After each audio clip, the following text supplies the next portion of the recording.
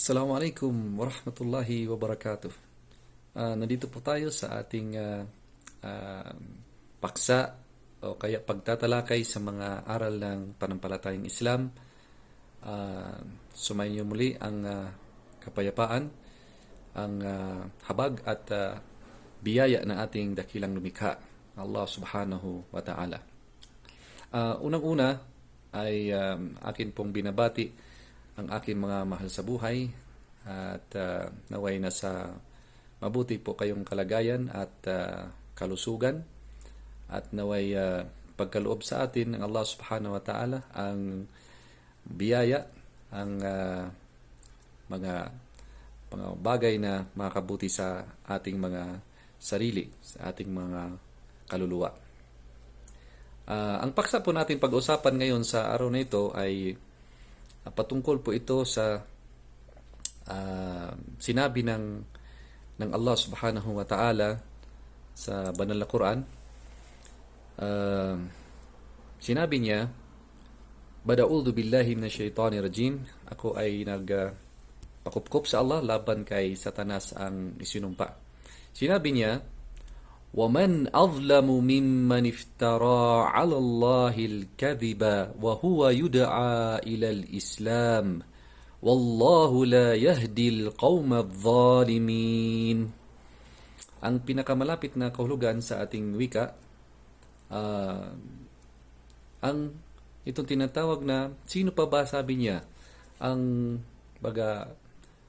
tao na gumagawa ng hindi makatarungan kaysa tao na nag-iimbento, gumagawa ng kasinungalingan laban sa Allah. Kasinungalingan laban sa Allah subhanahu wa ta'ala. At siya ay tinatawagan tungo sa Islam, tungo sa samba, pagkilala sa Allah subhanahu wa ta'ala, tungo sa pagsamba sa Allah subhanahu wa ta'ala. Tunay ng Allah subhanahu wa ta'ala, wallahu la yahdil qawma adh-dhalimin. Tunay ng Allah subhanahu wa ta'ala ay hindi niya ginagabayan yung mga tao na dhalim, yung mga tao na gumagawa ng hindi makatarungan. At mga tao na kung saan ini-insist nila yung kanilang mga ginagawa na hindi makatarungan. Ano po ba yung tinatawag na dhalim? Sa wikang Arabic, itong dhalim na ito sa ating wika ay yung hindi makatarungan, yung gawaing hindi makatarungan.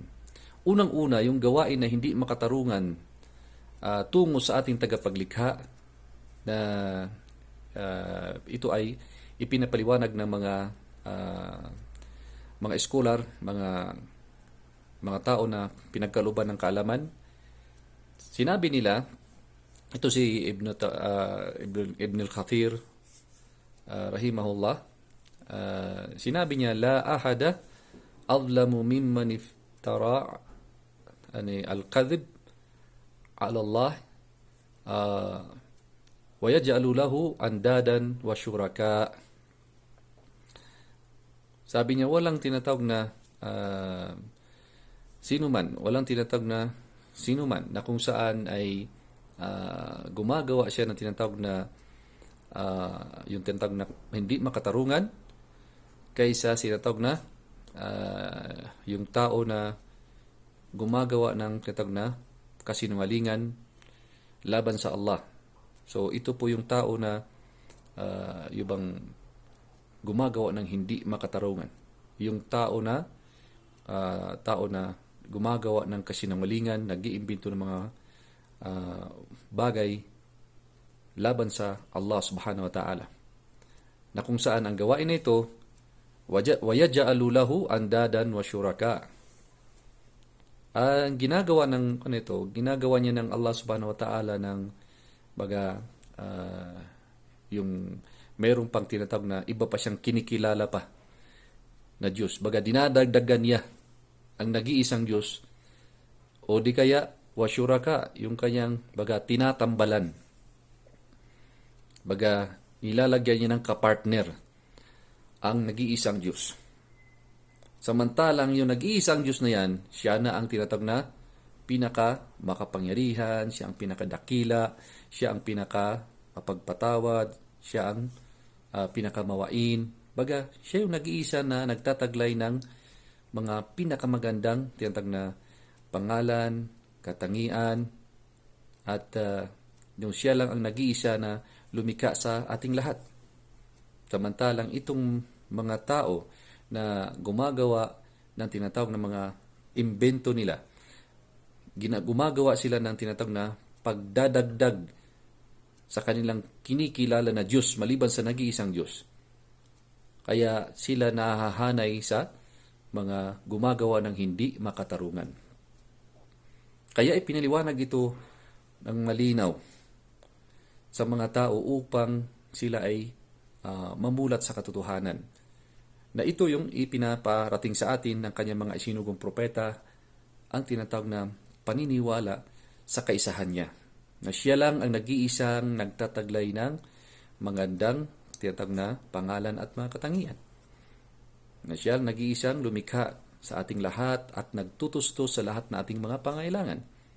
Siya ang lumikha, siya rin nagtutustos sa lahat na ating pangailangan.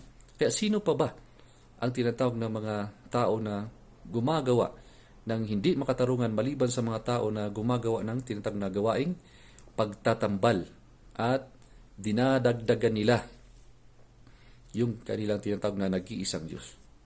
Nasabihin nila na yung ang tinatawag na Diyos ay mayroon pang anak o kaya mayroon pang ibang mga Diyos maliban sa Kanya. Kaya nangangahulugan itong mga tao ito gumagawa sila ng tinatawag na hindi makatarungang gawain. Kaya malinaw sa talata sa banal na Quran, itong pinakahuling kapahayagan ng ating daking lumikha na walang ibang tinatag na mga tao na gumagawa ng gawaing tinatag na hindi makatarungan maliban din sa mga tao na ito na gumagawa ng pagdadagdag sa kanilang kinikilalang Diyos o kaya nilalagyan nila ng katambal. Na ito yung tinatawag na gawain na kapag dito tayo binawian ng buhay at ihaharap mo itong ganitong gawain na ito, na dala-dala mo, na naniwala ka na mayroon pang ibang Diyos maliban sa nag-iisang Diyos niyan, Allah subhanahu wa ta'ala. So, itong sinabi ng Allah, Inna Allaha la yagfiru an yushraka bihi. Tunay na ang Allah subhanahu wa ta'ala ay hindi niya papatawarin yung mga tao na naglalagay ng katambal. Nilalagyan nilang katambal ang Allah subhanahu wa ta'ala. Nilalagyan nila ng katambal, dinadagdagan nila yung kanilang kinikilala na Diyos. Baga dinadagdagan nila ang Allah subhanahu wa ta'ala. Tinatambalan nila ang Allah subhanahu wa ta'ala. Kaya nga, sabi ng Allah subhanahu wa ta'ala, Inna Allaha la yagfiru an yushraka bihi. Kaya nga, hindi niya patatawarin ang ganitong uri ng kasalanan. Kapag ito yung namatayan nila, ito yung tinatawag na kasalanan na dala-dala nila sa kabilang buhay at ihaharap nila sa Allah subhanahu wa ta'ala, so hindi sila papatawarin. Pero may kasunod doon. وَيَغْفِرُ مَا دُونَ ذَلِكَ لِمَنْ يَشَاءُ. Pero mapapatawad ng Allah subhanahu wa ta'ala ang ibang tinatawag na kasalanan maliban din sa tinatawag na yung pagtatambal na yun, yung shirk, sa sino mang kanyang nais. Kaya naman, ito ang unang ipinagbabawal niya at ng kanyang mga isinugong propeta, yung tinatawag na pagtatambal. Yung sasabihin mo na yung nag-iisang Diyos, meron pa siyang katabi. Meron pa siyang tinatawag na yung bang Diyos na katabi, maliban sa Kanya. Samantalang sinabi na niya sa mga nauna na mga kasulatan na siya yung Diyos na walang katabi. Wala ng Diyos maliban sa Kanya. Tapos sasabihin mo na meron pang Diyos na katabi siya, o di kaya sasabihin mo na meron pa siyang anak. Subhanallah. So, ito po yung tinatawag na napaka-panganib na kasalanan. Napaka-delikado. Dahil mismo ang Allah subhanahu wa ta'ala ay kanyang ipinagbabawal. Ang mga tao na mga daladala ng kasalanan na ganito, ipinagbabawal ng Allah sa kanila ang pagpasok sa paraiso. Mismo sa banal na Quran, binanggit yan na kapahayagan ng Allah subhanahu wa ta'ala. Na sinabi niya sa Quran, sa banal na Quran, na hindi niya, pinagbabawal niya ang tinatawag na pagpasok ng mga tao na ito na gumagawa ng tinatawag na shirk, yung pagtatambal na yun. Na tunay, sabi niya, ang tinatawag na shirk, ito ay inna shirka la dhulmun azim. Itong tinatawag na shirk, yung pagtatambal, itong tinatawag na gawaing hindi makatarungan na itong shirk, inna shirka la dhulmun azim. Ito ay dhulm. Ito ay tinatawag na gawain na hindi makatarungan. Yung tinatawag na gawaing pagtatambal. Yung dadagdagan mo ang nag-iisang Diyos o di kaya tatambalan mo siya. O lalagyan mo siya ng kapartner. So, alam natin na nag-iisa lang siya tapos lalagyan mo ng kapartner na iba pang Diyos. So, hindi kailanman magiging katulad ang isang tinatawag na nilikha sa kanyang tagapaglikha. At kailanman hindi niya gagawin yung hindi makatarungan na gawain dahil ipinagbabawal po niya sa kanyang sarili yung tinatawag na paggawa ng tinatawag na hindi makatarungan. Kaya siya yung Diyos na makatarungan. Sa Arabic, al-adl, ang tinatawag na makatarungan. Siya po ang pinakamakatarungan. Kaya nga, ipinagbabawal niya sa kanyang sarili ang tinatawag na paggawa ng hindi makatarungan. Binanggit po niyan ng Allah sa tinatawag na Hadith al-Qudsi. Binanggit po doon na pinarating ng isang sahabi ng kasamahan ng propeta na si Abi Dharr al-Ghifari. Sabi dito sa hadith na ito, mababasa natin sa 40 hadith o kaya al-hadithu, yung kitawag na Arbauna an-Nawawi.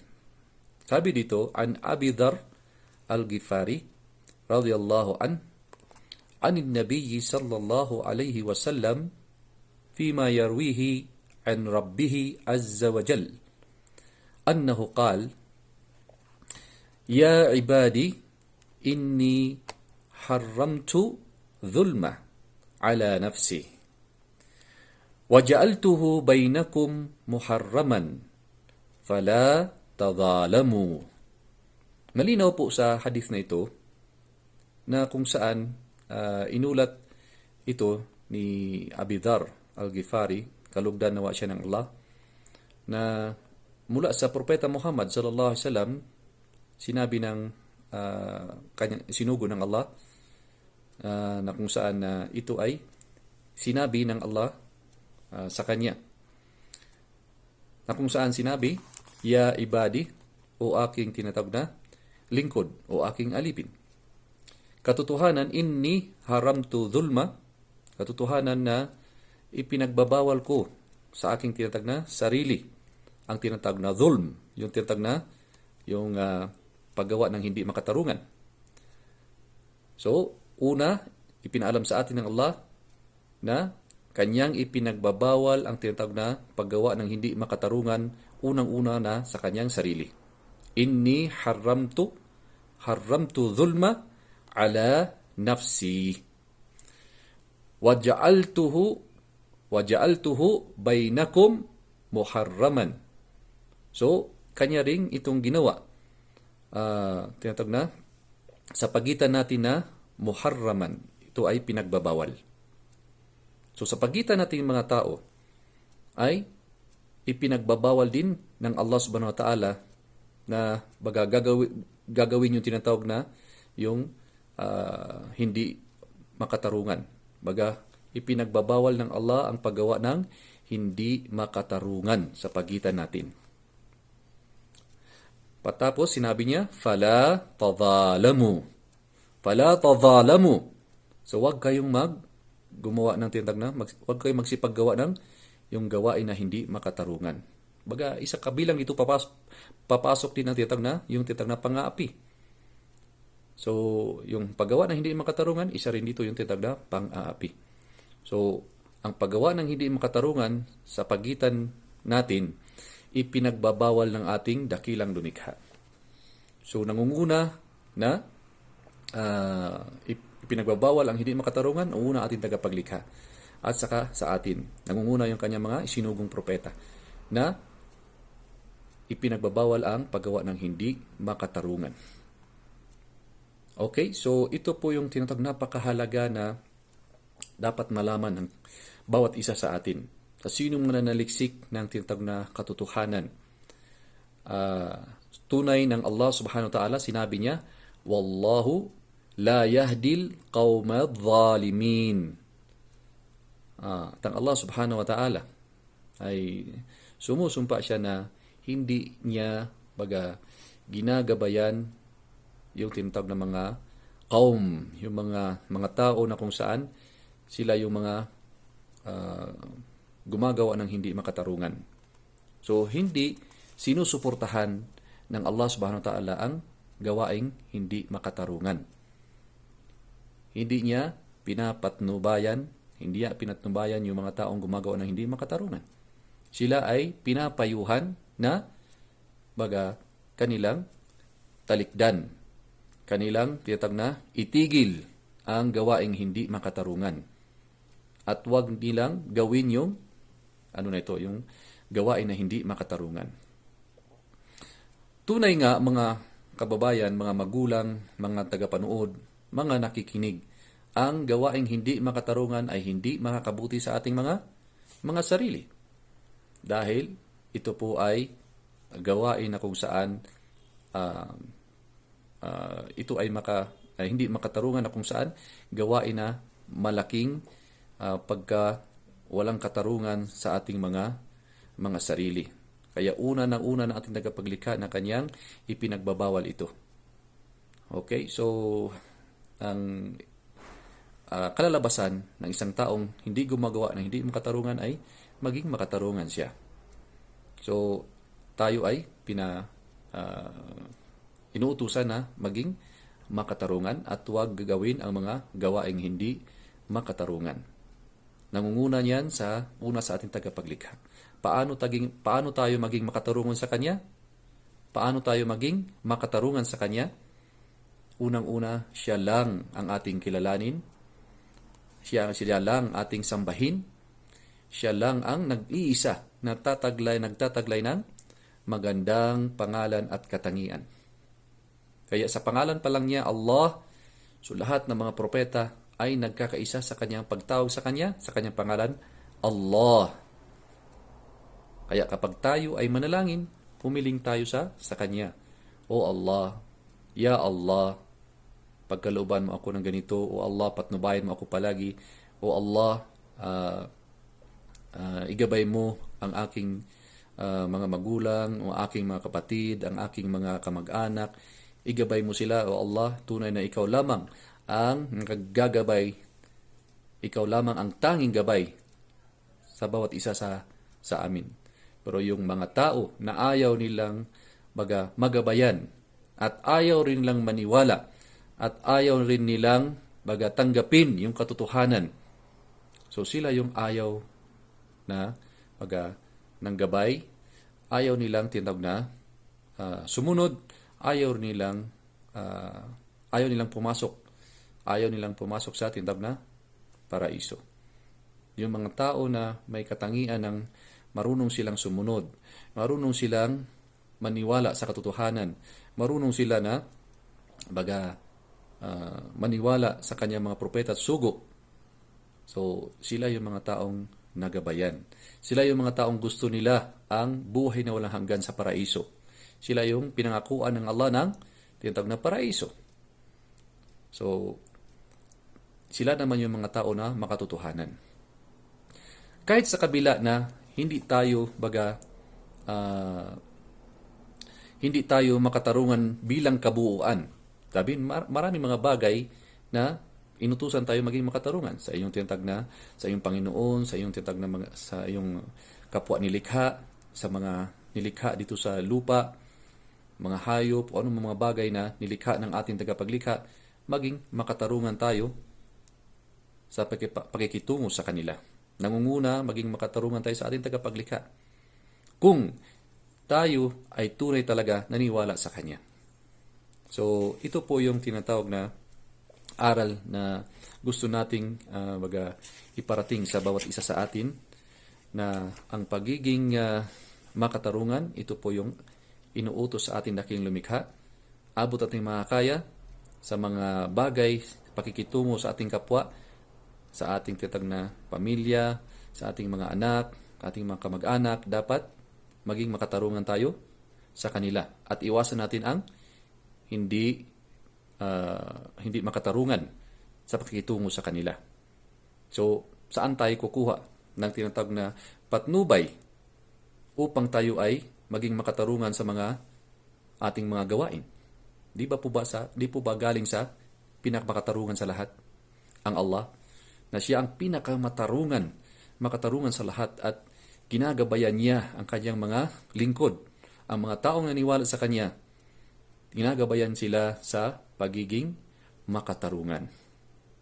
Okay, so tayo po ay manumbalik sa ating tagapaglikha, humingi tayo ng kapatawaran, at kunin natin ang landas na tinuro ng ating tagapaglikha.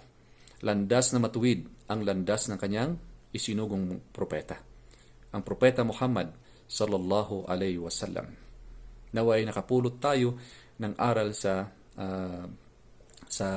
talatang ito na binanggit sa banal na Quran. Ito po yung وَمَنْ أَظْلَمُ مِمَّنِ افْتَرَى عَلَى اللَّهِ الْكَذِبَ وَهُوَ يُدْعَى إِلَى الْإِسْلَامِ وَاللَّهُ لَا يَهْدِي الْقَوْمَ الظَّالِمِينَ. So, ito po yun. Sino pa ba? Sabi niya, yung tinatawag na higit na gumawa ng tinatawag na hindi makatarungan kaysa mga tao na nag-iimbento ng kasinungalingan laban sa Allah, at samantalang sila naman ay inaanyayahan, sila ay tinatawagan tungo sa Islam, tungo sa pagkilala sa Allah na nag-iisa, at ang pagsamba sa Kanya, pagsunod sa Kanya. Tunay ng Allah subhanahu wa ta'ala, hindi niya pinapatnubayan yung mga tao na zalimin, mga tao na kung saan gumagawa ng hindi makatarungan. Ini-insist nila na yung kanilang tinatawag na kanilang paniniwala na mayroon pang ibang Diyos maliban sa Allah, kaya dinadagdagan nila ang kanilang tinatawag na nag-iisang Diyos. Dinadagdagan nila ang Allah, na sinasabi nila mayroon pang anak, mayroon pang tinatawag na ibang Diyos maliban sa Kanya, na alam natin sa ating tinatawag na ating bansa ng Pilipinas. So nagkakanya-kanya ng tinatawag na paniniwala. Hindi nila naalala. Hindi nila naalala yung turo ng mga propeta. Kung ano ba yung tinuro ng mga propeta. Di po sila yung tinatawag na narapat nating balikan kung ano bang paniniwala nila. Kung ano bang sino bang sinasamba nila. So lahat ng mga propeta ay nagkakaisa sa tinatawag na paniniwala sa nag-iisang Diyos, Allah, at siya lang ang sinasamba. So, nangyayari po yan, yung kasaysayan nila dito sa gitnang silangan. Kaya naman, dapat na makinig po tayo.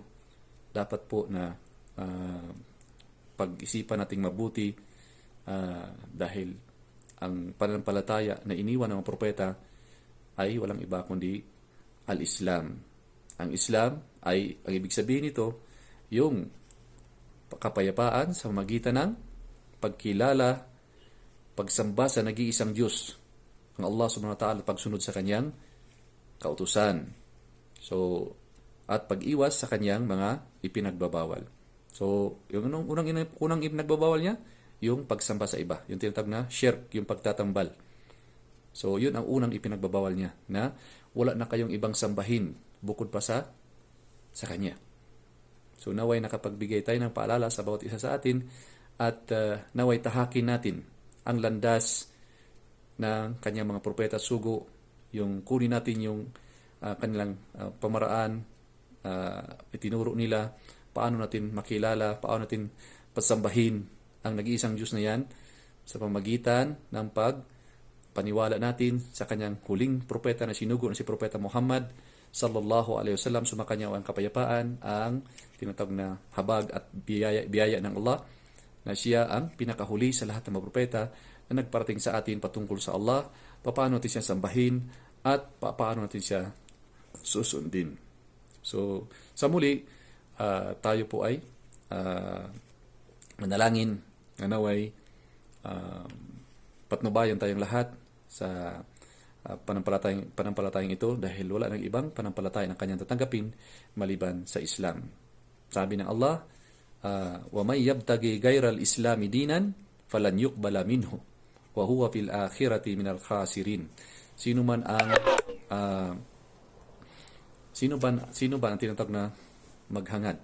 Sino ba ang tinatawag na pipili pa ng ibang tinatawag na relihiyon o tinatawag na panampalataya, yung way of life, yung ano ba yung tinatawag na panampalataya mo sa buhay na ito? Sino pa ba ang maghangad ng iba pa? Sino ba ang pipili pa ng iba maliban sa Islam? Ito yung panampalataya na pagkilala sa nag-isang Diyos, pagsunod sa kanyang mga kautusan, at ito yung panampalataya na dapat nating tahakin. Sino man maghangad na iba panampalataya maliban sa Islam ay kailanman na hindi niya tatanggapin.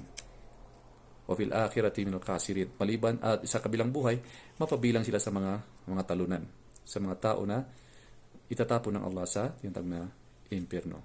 Wa na'udhu billahi min dhalik. Tayo ay napakupkup sa Allah sa kahantungan na ganun. So sa muli, ako ay nag-iwan sa iyo ng mapayapang pagbati. Assalamu alaikum wa rahmatullahi wa barakatuh.